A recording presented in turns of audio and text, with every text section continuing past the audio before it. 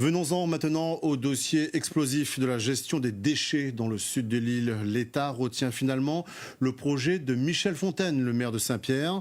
Une unité de valorisation énergétique destinée à transformer les déchets pour produire de l'électricité devrait voir le jour en 2022.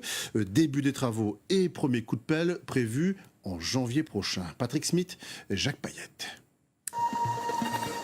Voilà maintenant 35 ans que 240 000 tonnes de déchets ménagers sont enfouis chaque année ici à Pierrefonds. Mais en 2022, ce sera terminé. Et c'est l'unité de valorisation énergétique qui prendra le relais. D'ailleurs, au centre d'enfouissement de Saint-Pierre, l'on confectionne actuellement la dernière alvéole de réception pour un montant de 15 millions d'euros. On arrive à saturation, le dernier casé est prévu pour 800 000 tonnes. On va arriver à complète saturation en 2022. On est sur une véritable impasse technique au niveau du stockage des déchets. Pour l'État, les choses sont claires. Ce projet d'unité de valorisation énergétique est le meilleur projet pour la Réunion et pour le maire de Saint-Pierre, Michel Fontaine. Cette réalisation va tout à fait dans le sens d'une trajectoire zéro déchet, zéro enfouissement et d'une revalorisation des déchets.